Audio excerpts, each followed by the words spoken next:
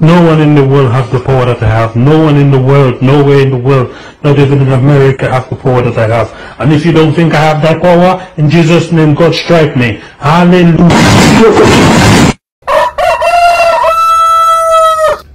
Mesdames, Messieurs, chers compatriotes et toutes celles de ceux qui me font l'honneur de suivre les actions de FOS Cameroun Solidarity par ma voix, je vous dirai jamais assez merci pour ce que vous nous apportez au quotidien. Sans vous, nous ne sommes rien, nous ne serons jamais rien. C'est pour cela que je ne manque aucune occasion, ici comme ailleurs, pour vous renouveler nos remerciements. Merci à toutes et merci à tous. Alors, comme vous venez de le constater dans l'introduction, l'humilité est la clé qui ouvre toutes les portes de l'arrogance. Soyons humbles. Aujourd'hui est un nouveau jour. J'invite donc chacun d'entre vous, toutes celles et ceux qui ont eu la grâce de Dieu comme moi, d'être debout ce matin, à glorifier Dieu et à célébrer la vie. Si tu t'es levé ce matin avec le corps qui t'a fait mal, si tu t'es levé ce matin avec le corps qui te fait mal, le cou, le dos, les jambes, les doigts, la tête, tu as les orteils qui te font mal, tu as les doigts qui n'arrêtent pas de te faire mal, ça veut dire tout simplement que tu as envie. La seule personne qui ne s'est pas levée ce matin avec un problème, c'est celle qui est décédée. Nous devons nous lever chaque jour, ou avec les problèmes qu'on a laissés hier, ou avec les problèmes d'ordre physique, les problèmes de facture, les problèmes de société, les problèmes des enfants qui pleurent, les problèmes de maladie, les problèmes des femmes enceintes, les problèmes de boulot, les problèmes de... Aussi longtemps que vous avez ces problèmes-là, sentez-vous heureux parce que il y a deux options. Ça vous donne la possibilité là de les régler et ça vous donne la possibilité de vivre en même temps. Le jour où vous n'aurez plus de problèmes sur cette terre, ça vous dit que vous n'existez plus. Vous êtes mort. Et vous avez légué vos problèmes aux autres. C'est-à-dire qu'il faut vous enterrer, il faut vous laver, il faut vous habiller, il faut cotiser, il faut accueillir les personnes, il faut trouver un espace, il faut les biens que vous avez laissés, si vous en avez laissé, les enfants que vous avez fait à gauche, à droite, qui ne s'entendent pas, des épouses qui ne s'entendent pas. Vous avez légué vos problèmes et vous êtes partis. Et ça continue. Donc, je vous invite à profiter de la vie, honorer Dieu et célébrer la vie, quelles que soient vos conditions de vie. Je vous le rappelle, ce n'est pas une perte de temps, c'est pour vous dire qui nous sommes. Nous sommes tous des handicapés et incomplets, complémentaires des uns aux autres, des uns des autres. Donc aussi longtemps que vous avez un petit instant de vie, profitez de la vie. Profitez au maximum et faites le bien. Aussi longtemps que vous ferez le bien, la récompense vous cherchera, vous localisera et vous récompensera. Aussi longtemps que vous ferez aussi le mal, les conséquences vous chercheront, vous localiseront et vous serez payé pour le mal que vous avez fait aux autres. Donc, je me lève ce matin, je suis un homme heureux d'échanger avec vous parce que je suis en vie.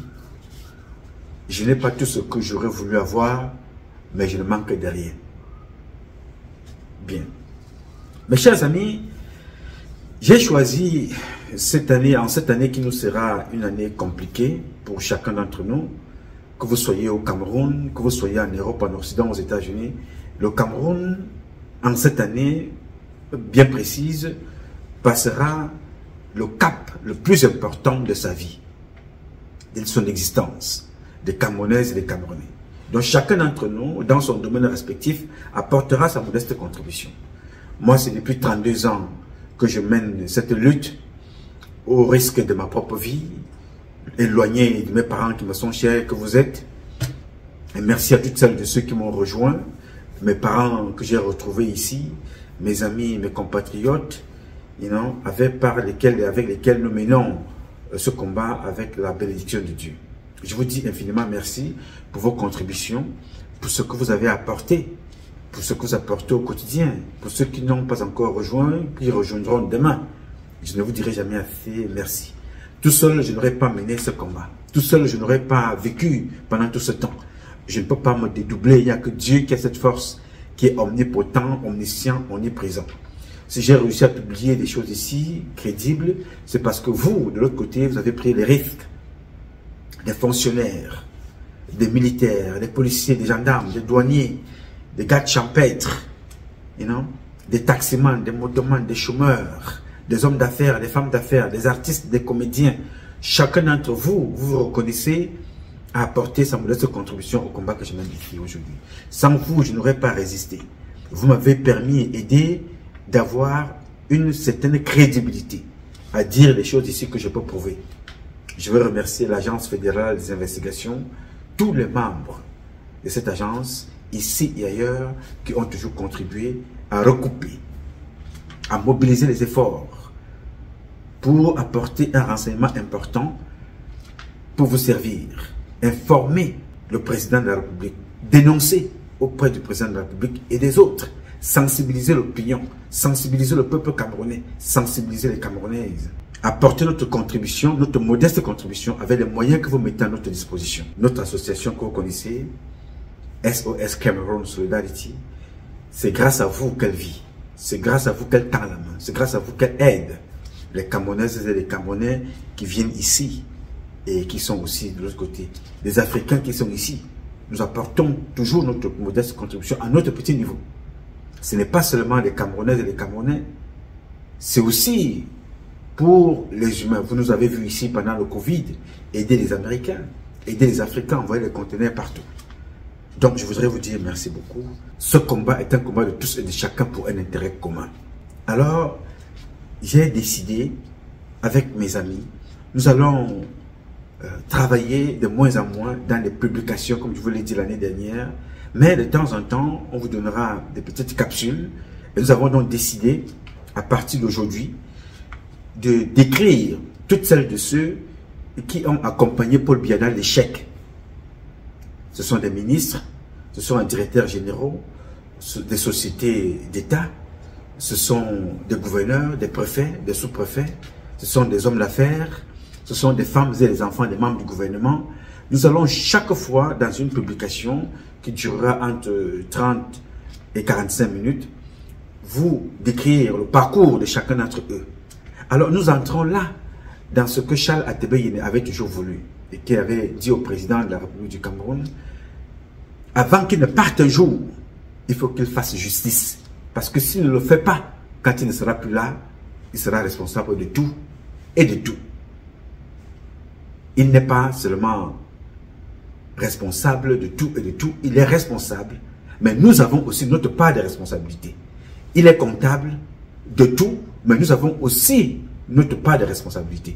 Et c'est moi et mes amis et mes compatriotes, nous allons nous battre pour dénoncer, au cas où le président ne le sait pas ou ne l'a jamais su, de dénoncer avec des éléments à l'appui chaque ministre, comme nous allons le faire ce matin dans cette première publication avec Atanganji, chaque ministre dans son parcours, un bref petit rappel de certains événements qui accompagnera son passage à la cour, au tribunal criminel spécial. Il est très important que chacun d'entre vous le sache. Ce n'est pas parce qu'ils sont là qu'ils sont irréprochables. La plupart des membres du gouvernement camerounais sont des bandits, des tueurs, des criminels, des imposteurs, des manipulateurs. Des gens qui ont complètement déréglé nos valeurs culturelles, éducationnelles et traditionnelles. Donc, si Paul Biya ne le sait pas, vous devez le savoir. Il ne faut pas que cela vous échappe. Je suis contre une élection avec ces gens-là. Il faut les arrêter tous, les mettre à la disposition de la justice, reformer le Cameroun et aller aux élections par la suite. Je reprends. Il faut que le président de la République sache que si un jour il n'est plus aux affaires, appelé à aller se reposer, qu'il sache lui-même, toutes celles de ceux qui l'ont accompagné dans cet échec. Notre mission est de les arrêter, les mettre à la disposition de la justice et que chacun aille répondre. Entre-temps, reformer les institutions, les nettoyer, les revigorer, les mettre, les adapter à l'actuel, en votre temps. Et à ce moment-là, vous pouvez aller aux élections après le nettoyage des institutions, redonner vie aux institutions et que chacun soit capable d'aller, que le vote de chacun d'entre vous, de chacun d'entre nous compte. C'est la mission que nous avons. Je ne suis donc pas pour les manipulations électives. Aucune élection pour moi n'est valable en ce moment. Et je le fais savoir donc au président de la République, ça va très mal et partout. Je vais donc commencer ce matin avec Atangadji, l'un des acteurs qui a accompagné le président dans cet échec. Et je reprends là, je reprends en 2018 et très rapidement. En 2018, vous savez, Atangadji était allé chercher les faux agents de Transparency International. À partir de cet événement-là, le Cameroun devrait annuler les élections et suspendre le président de la République de toute compétition élective dans notre pays, le Cameroun. Je dis bien toute compétition élective pour avoir fraudé, pour avoir trahi le peuple camerounais, pour avoir volé, pour avoir menti. C'est au président de la République, demain, de dire au peuple camerounais que je n'ai pas envoyé Atangadji. On est venu me dire les faussetés, comme ils l'ont fait avec un autre qu'on appelait Albert Zonga. Alors, vous étiez en 92, avant la pub, hein, on sera cool sur la question. En 92, vous êtes au RDPC. Oui. Dites-nous la vérité aujourd'hui. Qui avait gagné l'élection de 92? Frundi. Et qui a triché, nous? Parmi lesquels vous? Oui. Vous-même? Moi, je crois que j'étais même l'instigateur. Vous savez la question qui s'est posée? Laquelle? On a constaté que Biya avait perdu. Et il s'est posé un véritable dilemme. Nous étions... Je peux citer les morts, mais j'ai peur que les vivants craignent. Nous étions au centre, Fauchivé, à Kamifou, à Madouali, Zemeka, Papa Achou, Achidi Achou. Oui. Achidi Achou. Et j'avais dans mon équipe Zéro Mort et Henri Bandelot pour la communication. On a constaté que Biya avait perdu.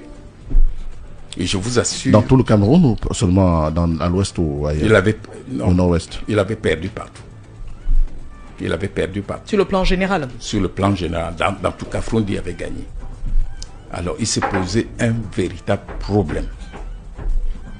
Et c'était là où la conscience de chacun était appelée.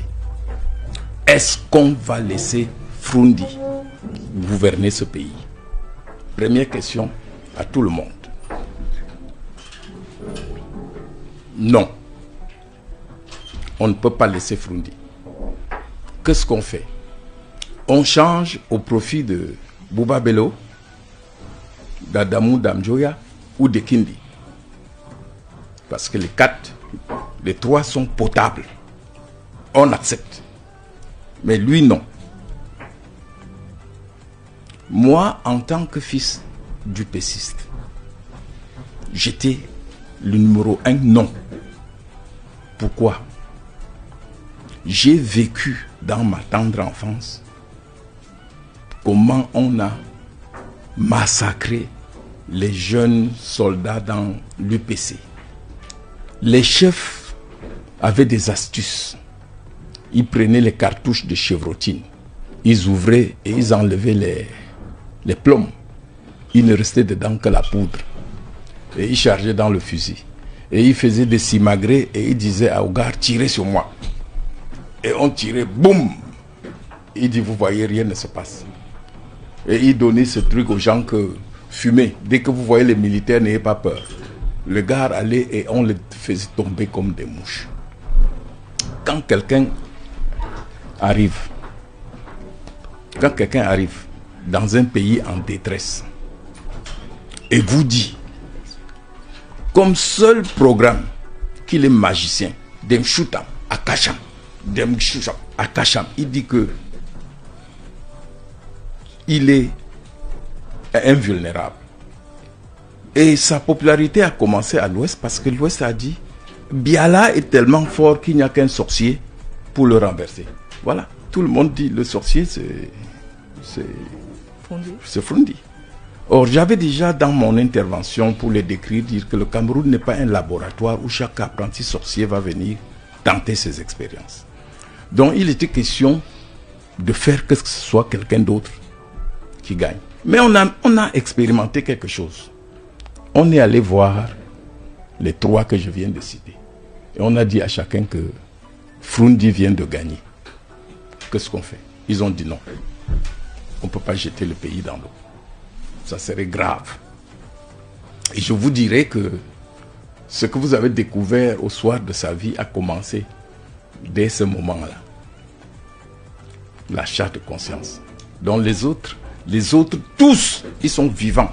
Non, il y a Adamou qui est mort. On dit que non. Vraiment, donnez à bien. Donnez à bien. Donc si ce soir-là... Est-ce qu'aujourd'hui, vous n'avez pas peur de faire des révélations comme celle-là? Non, j'ai pas peur parce que ça veut dire que... Parce que là, vous avez trahi en 92. Non, je ne trahis pas. L'histoire s'écrit. Il faudra un jour qu'on écrive. Parce que les gars racontent des histoires. On n'a jamais... c'était même un secret de Polichinelle. Tout le monde sait qu'on avait perdu. Tout le monde sait également que l'opposition a gagné les législatives dans la même année 92 et qu'ils ont vendu. Donc ce n'est pas tout ça là. Il faut comprendre quand vous parliez de l'opposition, quand un enfant attrape une panthère, il croit que c'est un chat, il peut le laisser partir. Moi j'étais au RDPC quand l'opposition a gagné l'Assemblée nationale. Mais à notre grande surprise, chacun d'eux venait la nuit pour négocier avec nous. Donc on s'est aperçu que ils ne sont même pas conscients qu'ils ont pris le pays. On a négocié. Ah, d'accord. Albert Zonga, ce matin, c'est vraiment chaud, Marie-Flora Massana. Très chaud, avec des déclarations également. Même si moi, j'aurais souhaité lui poser la question, il avait déjà commencé à le dire, parlant des élections de 92. À quel moment est-ce que ça a basculé? À l'Assemblée nationale. À l'Assemblée nationale, notamment. Ça bascule à l'Assemblée nationale pendant que nous étions en train de voir comment faire. Est-ce qu'on fait le coup d'État? Est-ce qu'on dissout l'Assemblée tout de suite? Comment on va faire? Parce que si ces gars se réunissent, ils votent leur président de l'Assemblée, ils votent des lois, ils vont nous renverser. Qui tient l'Assemblée? Tient l'État. Le pouvoir, oui. Le pouvoir dans un pays démocratique. Oui. Mais on a été surpris de voir que les ténors, chacun venait se battre pour être Premier ministre, pour être ceci. Et continuez. Et tout de suite. Oui. Honorable. Et je fais signe parce qu'il y a un peu de bruit à côté, qu'on a des travaux. Oui. Et tout de suite, nous on a pensé à 2 choses. On a dit qu'il faut débaucher. On a donc envoyé M. Tchouta, qui tenait le port, c'est-à-dire il avait l'agent du répondant. Le gombo. Et on a dit, va voir les députés de l'Ouest, essaye de les acheter. Il est allé acheter les députés UNDP de Bamboutos en donnant à chacun ce qu'il aurait pu gagner pendant 5 ans. C'est-à-dire combien? À l'époque, le député gagnait 500 000. Nous, c'était même pas trop riche comme maintenant. Donc, il a donné 25 millions à chacun. Non, 500 000, ça fait quoi? Ça fait 6 millions par an. Ça fait 6 millions par an. 30 millions. 30 millions. Oui. Donc, chacun a eu 30 millions. Chacun a eu 30 millions. Ça ne s'arrête pas là. Ils sont venus démissionner. Et c'est là où, quand j'ai rendu hommage au professeur Oona Joseph, oui, j'ai relevé ce qui s'est passé. Mais le RDPC était tellement idiote qu'il ne s'était pas aperçu que dans la loi, dans l'ancienne loi, on disait que si tu démissionnes, ton suppléant prend ta place. Oui. Donc on avait donné 30 millions à chacun et peut-être 5 millions aux suppléants. Bouba Bello a convoqué tous les suppléants pour dire, mais vous faites quoi là? Vous avez eu de l'argent que vous avez gagné. Ils sont tous venus siéger à l'Assemblée. Donc on a fait un coup d'épée dans l'eau. Donc on a perdu l'argent et tout. Ah donc ça vous arrive aussi? Bon, on se retrouve au point de départ. Ils sont 91 et nous on est 88 ou quelque chose comme 92 et on est 88. Pendant ce temps, Kodok et son ami montent les enchères. Et il nous est c'est Fauchevé qui dit, mais dans tout ça, Dakoulé est où? Parce que Dakoulé m'avait appelé, c'est quelqu'un que j'ai connu quand il était à Sotu, quand on était très amis. Il m'a appelé, il dit, Zonga, va dire à Bia, quand tu vas manger avec lui, qu'au nord, il n'y a pas que des moutons. Il y a quelques boucs. Et j'en fais partie. C'est-à-dire, il était... Oui. Il voulait en découdre avec tout ce qu'il a souffert en prison. Quand on a enregistré les autres en train de négocier. On m'a donné. Je suis allé lui faire écouter. Il dit quoi? Ah bon? Ça sur mon dos? J'ai 6 députés. On dit apporte. Il nous a donc apporté ces 6 députés. On avait déjà la majorité. Les autres ont donc rejoint les rangs, ont occupé des postes. Et le pouvoir a décidé de les ridiculiser. On a dit à Kodok, on va te donner des députés, des postes de ministre. Mais tu ne vas y nommer que les bassards. Écoutez bien. Il a pris un certain Niamey, ministre de Travail. Il a pris Massoua de Bernard. Au sport. Au sport, tout ça.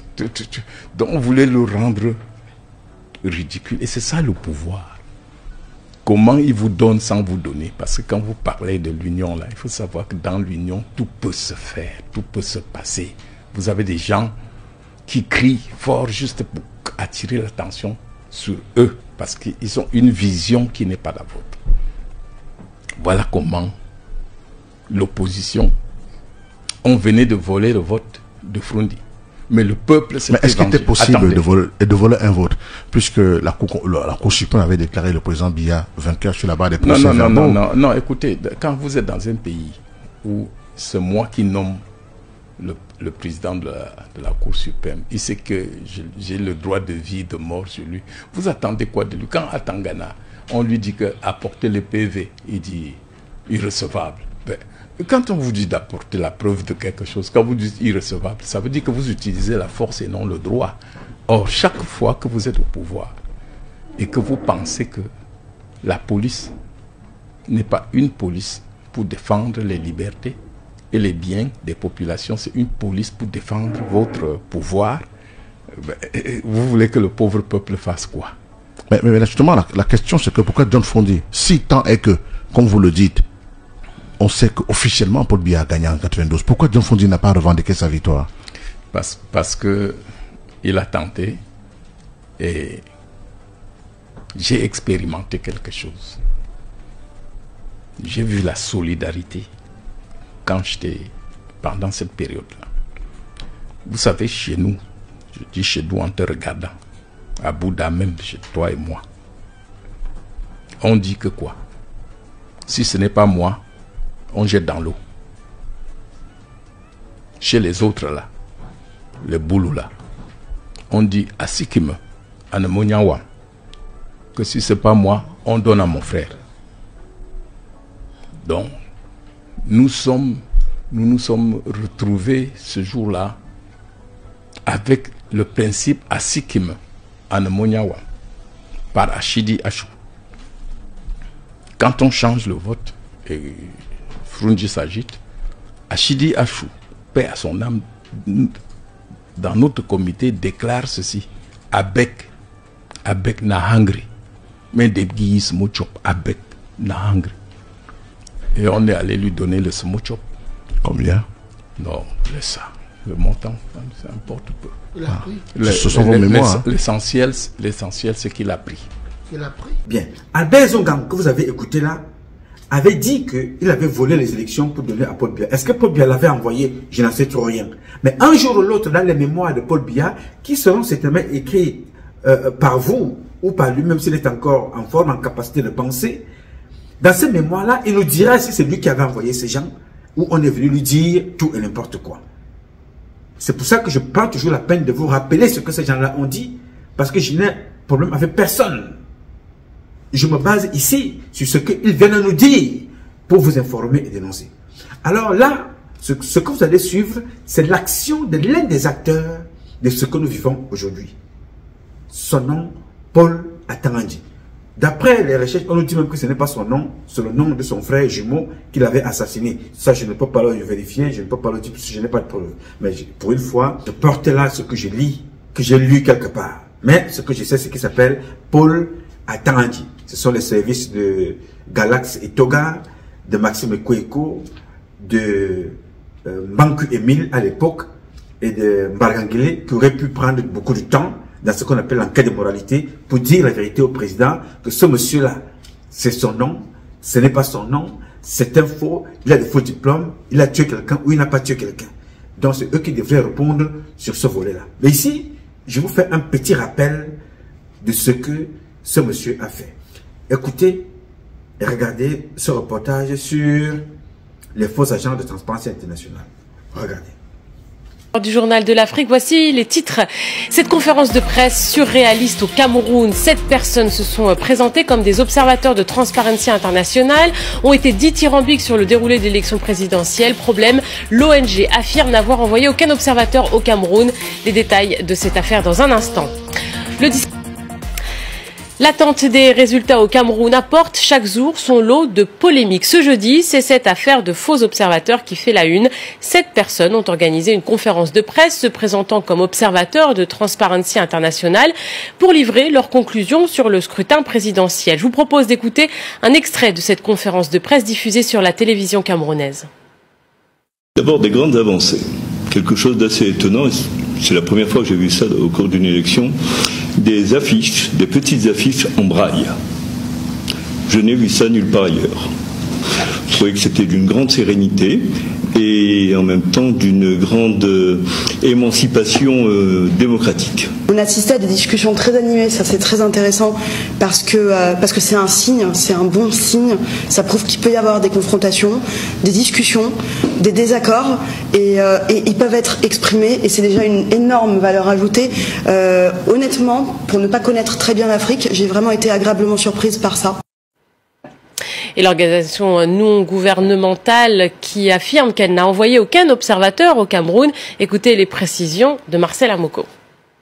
Maître Charles Nguini, le président de la branche camerounaise de Transparency International, reconnaît avoir fourni à ses observateurs une formation à l'utilisation de la plateforme mise en place par l'ONG pour dénoncer des irrégularités, mais sans toutefois leur assigner de mission particulière.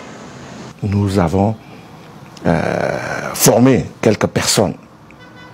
Ceux qui se sont passés pour des observateurs Transparency International, ils ont subi ces formations-là auprès de Transparency International et de notre partenaire technique qui était Afro Leadership. Alors nous ne savons pas comment, après cette formation-là, l'on a pu être amené à dire qu'il y avait des observateurs Transparency International. De faux observateurs de Transparency International donc venus au Cameroun sous le couvert d'une mystérieuse agence camerounaise de presse créée au mois de juillet dernier, soit 3 mois à peine avant l'élection présidentielle, d'où la thèse qui a rapidement fait surface d'une manipulation du gouvernement camerounais pour crédibiliser ce scrutin présidentiel. De son côté, le mouvement pour la renaissance du Cameroun de Maurice Kamto, qui a revendiqué la victoire à l'élection de dimanche dernier, s'est saisi de cette affaire et a demandé l'ouverture d'une enquête publique. Bien, là vous avez vu que à partir de cet instant-ci, toute l'élection devait être annulée. Ça constitue à ridiculiser les Camerounais, à prendre les Camerounais pour des moins que rien, aller prendre des bandits, des chômeurs, des sans domicile fixe, qu'on appelle SDF en Europe, les ramener au Cameroun pour venir dire aux Camerounais, 30 millions de Camerounais, non seulement mentir sur leur identité, venir mentir sur les élections au Cameroun. Et ces gens qui ont organisé ça sont là. Comment voulez-vous qu'on nous respecte si nous allons nous-mêmes chercher des gens qui viennent nous manquer le respect dans notre propre pays avec la complicité des fils de la République? Nous accuserons Paul Biya. Ok. Il a sa part de responsabilité. C'est vrai. Mais moi, je me poserai toujours la question. Qu'est-ce qu'on est allé lui dire en me basant sur Albert Zonga? Qu'est-ce que les Atandji, qu'est-ce que les chefs d'état-major, qu'est-ce que les Amougobot de Emmanuel, qu'est-ce que les conseillers du président lui ont dit en allant amener cette personne? Où est l'image du pays? Où est l'image du Cameroun? Que pense l'international du peuple camerounais, des Camerounaises et des Camerounais en regardant des comportements pareils? Il est très très important de répondre à toutes ces questions pour voir la chaîne de responsabilité des uns et des autres. C'est ça qui m'intéresse. À partir de cet instant-là, toute l'élection était annulée. Devrait être annulée à la base. Maintenant, l'élection a continué. Vous avez eu des condamnations des opposants, de tous les opposants. Et quand chacun a pris sa petite quote-part, il l'a mis dans la poche, ils sont allés s'asseoir au quartier et Paul Biya et ces gens ont pris 7 ans. 7 ans pour quoi faire? Ils ont pris 7 ans. Pourquoi? Voler, tuer, dépravation de mœurs, manipulation, mensonge, promotion du tribalisme, vol, assassinat, sodomifiant, vous appelez autrement l'homosexualité. Ils ont passé leur temps à faire ça pendant ces 7 ans. Ce mandat de 2018 en 2025 que vous avez vu. Je voudrais donc, à partir de cette vidéo qui va suivre, vous démontrer encore une autre phase, l'entourloupe de ce personnage appelé Atanganji. Je vous invite à observer attentivement cette vidéo que je vais mettre à votre disposition. Écoutez cette vidéo qui parle de 212 km qu'il a parcouru et le commentaire qu'il en fait. Écoutez et regardez.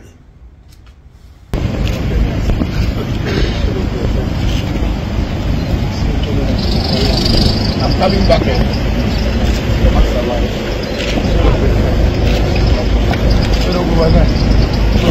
I'm going. So I'll see you when I come back. Yes. Let us go and enjoy. I want to go and. Where's my vehicle? Yes. So I just want to. So see this road. We have talked about Nabucco Parade, so I want to see. I will drive. Slowly. Yes, I will do slowly. I have a 200 and no, I'm driving. Don't bother about that. Yes, I have to go and see the road, and I will drive. It's about 240 kilometers. It's about 7 hours, but I will do it. On nous a dit que c'est environ 240 km et puis c'est un voyage de 7 heures. Mais bon, je veux faire ce voyage au volant, moi-même je veux conduire. Vous savez, c'est une route très importante. Le chef d'État, lors de son discours de fin d'année, le gouvernement a parlé de la route. Donc maintenant les travaux n'ont pas commencé. Je veux donc, si je reste derrière et on me conduit, je serai en train de dormir. Donc il faut que je conduise comme ça. Moi-même, je veux constater, n'est-ce pas, le niveau des travaux, ce qui a lieu avec. Comme ça, quand je fais un compte en au chef d'État, bon, il saura quand même que j'ai touché du doigt les réalités de la route. Merci déjà pour le rapport que vous avez fait. Je crois que, puisque je veux faire 7 heures de route, donc ça me permettrait également de faire un autre compte en au chef d'État. On va aller tout ça, il n'y a pas de problème.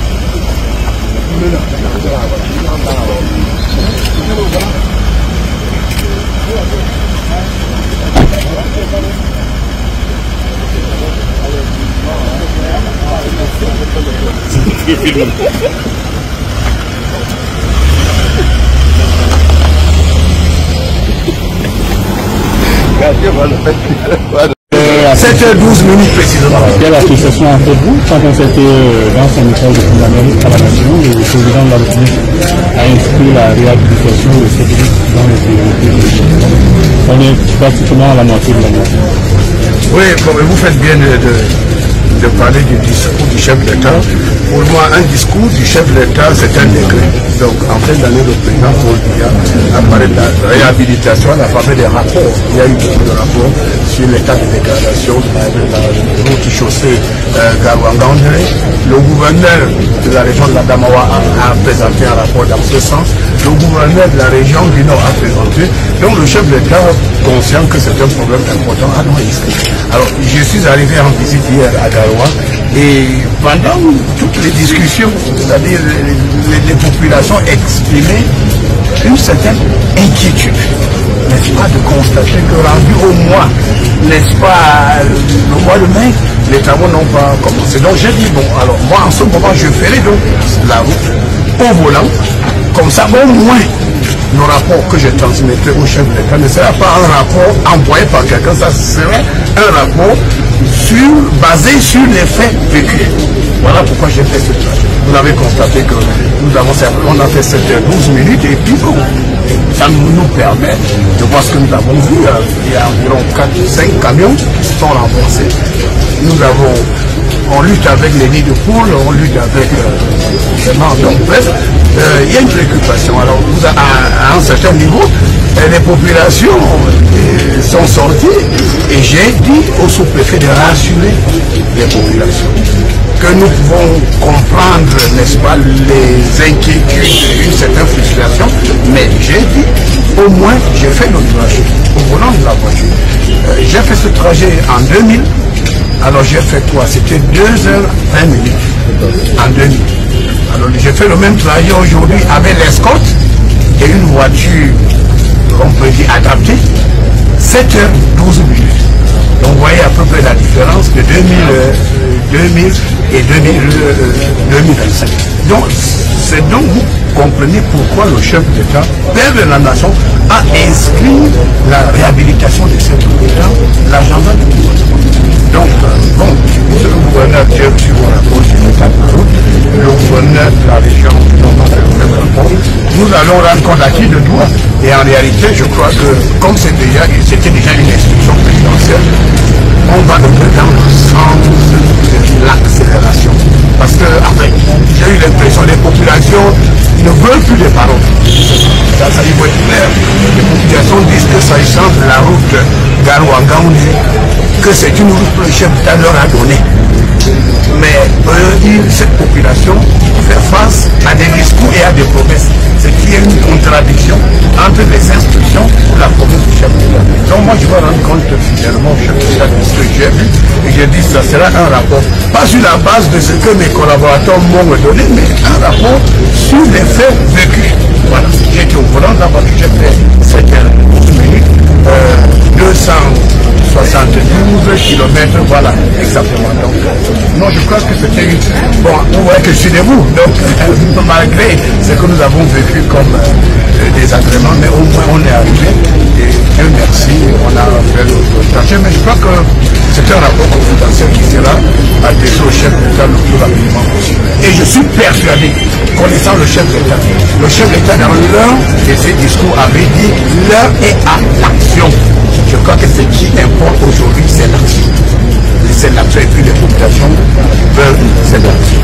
Alors, bien, là vous venez de suivre Paul Atangandji, encore lui. Il est encore là, il ment encore, il ment. Il ment pourquoi? Parce qu'il vous dit que le rapport qu'il fera, il remettra ce rapport-là au président de la République en main propre. Si vous rencontrez Atangandji, posez-lui la question, la dernière année qu'il a vu Paul Biya, en dehors de, comme vous et moi, à la télévision. La dernière année qu'il a rencontré Paul Biya, c'était en quelle année? Je vous pose pas la question, quel jour? Posez-lui la question, la dernière année qu'il a rencontré Biya, c'était en quelle année et en quelle occasion? Je ne vous parle pas du défilé du 20 mai où tous les membres du gouvernement sont assis et observent, comme nous tous à la télévision, qu'ils vous le disent. Et vous parle de la route. Cette route-là, vous avez souvenir que l'exercice que ce monsieur est en train de faire, il n'est pas le premier. Souvenez-vous que ce qu'il est en train de faire là, et dit qu'il l'a fait ou qu'il va faire, monsieur Mbargangele a fait aussi une sortie l'année dernière pour vous endormir, n'est-ce pas? Réécoutez encore Mbargangele. Dès qu'il met en place un gouvernement, dans les 48 heures qui suivent, il réunit le conseil des ministres au palais de l'Unité pour rappeler les orientations qu'il entend donner aux membres du gouvernement nouvellement mis en place pour suivre et exécuter les directives en vigueur qu'il a déjà données. Mais que faisons-nous? J'ai été jeudi au sud-ouest, à Moutengueme. Entre Yaoundé et Moutengueme, ça a été un calvaire. Un calvaire pour circuler. Je n'avais jamais vécu cette situation auparavant. Pourquoi? Le président a donné des orientations, a donné des instructions. Il y a des membres du gouvernement en place. Que faisons-nous pour le développement de notre pays? Bien, là c'est Mbargangele qui parle. Qui est Mbargangele? Mbargangele est un ancêtre de ce système, qui a contribué à l'assassinat du système que vous voyez là, Bargangele. Il a tué le système. Il a contribué à l'assassiner, à l'étreindre, à le dépouiller par son incapacité à changer les choses, à aider le président à changer les choses. Moi, je suis la première personne qui accuse le président Paul Biya. Je suis le premier. Mais je serai aussi le premier à vous faire comprendre que le président de la République n'est pas seul. Il ne peut pas être partout. S'il m'a nommé ministre de la Défense, c'est parce qu'il sait ce que je peux faire. Qu'est-ce que j'ai fait? S'il m'a nommé chef d'état-major général, c'est parce qu'il sait que je peux ramener la sécurité. S'il m'a nommé commissaire, c'est parce qu'il sait que je peux mieux enquêter. S'il m'a nommé chef d'état-major particulier, chef d'état-major général, patron de la gendarmerie, c'est parce qu'il sait ce que je suis capable de faire. Mais malheureusement, qu'est-ce que nous avons fait? Vous voyez donc à chacun d'entre nous a sa responsabilité. Alors ce monsieur qu'on appelle Bargangele vient s'asseoir là et raconter sa vie. Il va empiéter sur le terrain de quelqu'un d'autre. Un autre inculte qu'on appelle Nganou Djoumessi. Mais il ne vous dira pas ce qu'il n'a pas pu faire en tant que patron de la police. Les Camerounais manquent de passeports, les Camerounais manquent de carte d'identité, les Camerounais manquent de tout. Mais il a seulement fait le parcours pour aller à Moutengene. La route est impraticable. Là, c'est ce qu'il a trouvé venir dire au président. Il ne dira pas au président que ce monsieur-là a pris toutes nos informations, il a confié à des sociétés étrangères dont certains Camerounais sont actionnaires là-dedans. À prendre des informations des Camerounais, à mener à l'étranger. Alors que les Camerounais et les Camerounais, en matière de biométrie, sont très très avancés aux États-Unis, au Japon, au Canada, en Allemagne, en Europe. Les Camerounais sont très très avancés. Mais les sociétés qui font les passeports au Cameroun, nous y reviendrons dans le cas de Bargangele, parce qu'aujourd'hui c'est de Atangandji que nous parlons. Là j'ai bifurgué parce que je viens de vous faire part de son témoignage sur des tas de routes pour accuser Nganou Djoumessi. Voilà donc comment ça a fonctionné. Personne ne fait son travail. Il faut accuser l'autre. Ça me rappelle un autre qui est en prison. Quand il était à la police, il a passé tout son temps en tant que patron des policiers à accuser Rémi Zemeka qui était ministre de la Défense. Je parle là d'Alain Mabengoro. Il a accusé. Dès qu'il est devenu ministre de la Défense, il ne pouvait plus faire son travail. Il a commencé à voler.